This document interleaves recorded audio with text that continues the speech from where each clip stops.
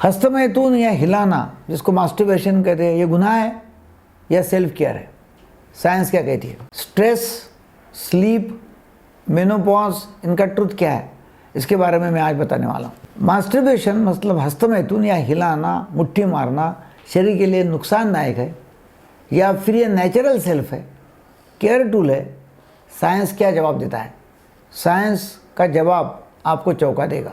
आज हम एक बहुत ही जरूरी लेकिन गलत समझा गया विषय है, उसके बारे में बात करेंगे। मास्टरबेशन मतलब क्या है? Self pleasure. कुछ लोग इसे पूरी तरह स्वीकार करते हैं और कुछ लोग मानते हैं कि ये गलत है, पाप है या सेहत के लिए नुकसानदायक है।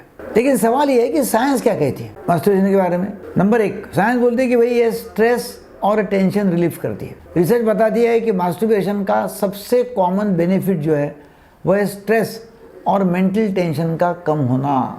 ऑर्गेज्म के दौरान ब्रेन में डोपामिन और ऑक्सीटोसिन जैसे फील गुड हार्मोन्स जो है, फील गुड केमिकल्स जो है वो रिलीज होते हैं, हैप्पी हार्मोन्स, जो एंग्जाइटी और इरिटेबिलिटी को नेचुरली कम करते हैं। इसे आप सेल्फ केयर की तरह भी समझ सकते हैं, जैसे मेडिटेशन है, म्यूज़िक है या वॉक है। मास्टरबेशन बेटर नींद देता है, नींद का इलाज जैसा है। जो लोग सोने से पहले मास्टरबेशन करते हैं, हस्तमैथुन करते हैं, उन्हें देखा गया है कि वे जल्दी सोते हैं और उनको गहरी नींद आती है। क्यों? क्योंकि ऑर्गेज्म के बाद बॉडी में पैरासिम्पैथेटिक मोड, मतलब बॉडी जो है पैरासिम्पैथेटिक मोड में चली जाती है, बॉडी यानी रिलैक्स मोड में चली जाती है। और जब रिलैक्स मोड है तो नींद आना चाहिए, नींद आती रहती है। फिर मास्टरबेशन प्रोस्टेट हेल्थ के लिए बहुत ज़रूरी है। ऐसा पाया गया है कि जो पुरुष ज़्यादा फ्रिक्वेंटली इजैकुलेट करते हैं, सेक्स करते हैं या मास्टरबेशन करते हैं, तो कुछ स्टडीज़ में ऐसा पाया गया है कि उनमें प्रोस्टेट कैंसर का रिस्क थोड़ा कम देखा गया है। ये कॉज एंड इफेक्ट नहीं है, लेकिन एसोसिएशन जरूर है और मेडिकली रिलेवेंट है। नंबर 4, वीमेन में मतलब महिलाओं में सेल्फ एस्टीम और बॉडी अवेयरनेस बढ़ाती है। वीमेन में मास्टरबेशन से बॉडी अवेयरनेस बढ़ती है, खुद के बॉडी के बारे में अवेयरनेस होना, सजग होना। सेक्सुअल कॉन्फिडेंस बढ़ता है, सेल्फ एस्टीम बेहतर होती है। जब महिला अपने शरीर को समझती है तो गिल्ट और फियर कम हो जाता है। तो ये फ़ायदा मास्टरबेशन का है महिलाओं में।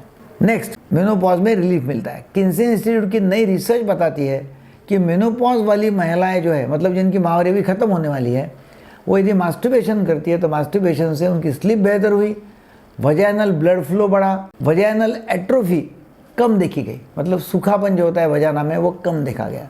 मगर यह हार्मोन थेरेपी का रिप्लेसमेंट है नहीं, लेकिन सपोर्टिव टूल जरूर माना जा सकता है। फिर नेक्स्ट मुद्दा है एज या आर्थराइटिस का, कि उसमें सॉल्यूशन ये मौजूद है क्या। एज और आर्थराइटिस के लिए उम्र बढ़ने के साथ साथ फ्लेक्सिबिलिटी कम होती है ना, लचीलापन कम होता है, लेकिन इसका मतलब प्लेजर खत्म नहीं है।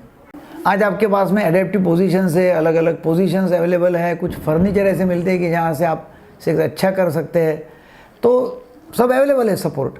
सेक्स का मतलब सिर्फ पेनिट्रेशन नहीं होता है, सेक्स का मतलब है इंटीमेसी, टच, क्लोजनेस, ये भी सेक्स है। तो इम्पॉर्टेंट आपने क्या देखना है कि मास्टरबेशन कोई इलाज नहीं है कोई चीज़ के लिए, कोई मजबूरी भी नहीं है, कोई पाप भी नहीं है, ये सिर्फ एक optional personal self care tool है। मास्टरबेशन से जब गिरे जाता है तो कुछ भी खराबी होती नहीं है, ताकत जाती नहीं है, एनर्जी जाती नहीं है, कुछ नहीं है। यदि आपको गिल्ट नहीं है और गिल्ट होनी भी नहीं चाहिए तो फिर डेफिनेटली ये हमेशा मास्टरबेशन आप कर सकते हैं। ये प्लेजर को मत टालिए।